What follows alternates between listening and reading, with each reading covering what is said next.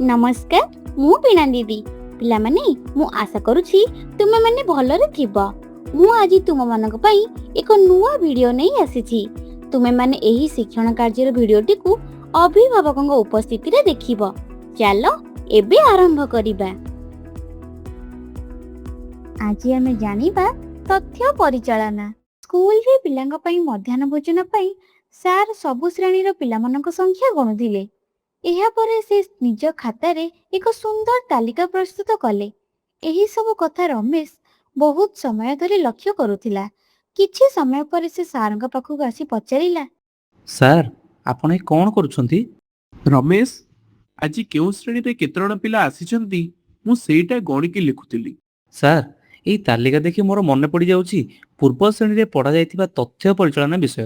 ଏମିତିକା ଟେବୁଲ ମୋ ବହିରେ ମଧ୍ୟ ଦିଆଯାଇଥିଲା। ରମେଶ ଠିକ ଭାବରେ ବୁଝିଛି କି ନାହିଁ ଜାଣିବା ପାଇଁ ସାର୍ ତାକୁ କିଛି ପ୍ରଶ୍ନ ପଚାରିଲେ। ସାବାସ ରମେଶ, ଆଚ୍ଛା ଏହି ତାଲିକା ଦେଖି ତୁମେ କ'ଣ ଜାଣିପାରୁଛ? ସାର୍ ଏଇ ତାଲିକା ଦେଖିଲେ ଜଣାପଡ଼ୁଛି ଯେ ଶ୍ରେଣୀ ଅନୁଯାୟୀ କେତେଜଣ ପିଲା ଆଜି ସ୍କୁଲ ଆସିଛନ୍ତି। ଏବେ କହିଲ ସବୁଠୁ ଅଧିକ ପିଲା ସଂଖ୍ୟା କେଉଁ ଶ୍ରେଣୀରେ ଆସିଛନ୍ତି? ସାର୍ ଚତୁର୍ଥ ଶ୍ରେଣୀରେ ସବୁଠାରୁ ଅଧିକ ପିଲା ଆସିଛନ୍ତି। ଚତୁର୍ଥ ଶ୍ରେଣୀ ପିଲାଙ୍କ ସଂଖ୍ୟା ପଞ୍ଚମ ଶ୍ରେଣୀ ପିଲାଙ୍କ ସଂଖ୍ୟା ଠାରୁ କେତେ ଅଧିକ? ସାର୍ ଚତୁର୍ଥ ଶ୍ରେଣୀରେ 35 ଜଣ ଓ ପଞ୍ଚମ ଶ୍ରେଣୀରେ 30 ଜଣ ଅଛନ୍ତି। ତେଣୁ ଚତୁର୍ଥ ଶ୍ରେଣୀରେ 5 ଜଣ ଅଧିକ ପିଲା ଅଛନ୍ତି। ଆଜି ମୋଟ ସମୁଦାୟ କେତେ ଜଣ ପିଲାଙ୍କ ପାଇଁ ମଧ୍ୟାହ୍ନ ଭୋଜନ ତିଆରି ହେବ? ସାର୍ ଆଜି ସମୁଦାୟ 150 ଜଣ ପିଲାଙ୍କ ପାଇଁ ଭୋଜନ ପ୍ରସ୍ତୁତ ହେବ।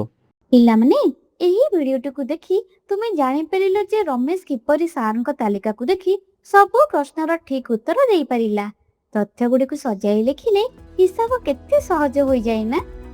ଏବେ ତୁମେ ମାନେ ମଧ୍ୟ ଦିଆଯାଇଥିବା ଏହି ତାଲିକାଟିକୁ ଭଲ ଭାବରେ ଦେଖ ଏବଂ ରମେଶ ଭଳି ବୁଦ୍ଧି ଖଟାଇ ପଚରା ଯାଇଥିବା ପ୍ରଶ୍ନ ଗୁଡ଼ିକର ଉତ୍ତର ନିଜ ଖାତାରେ ଲେଖିବାକୁ ଚେଷ୍ଟା କର।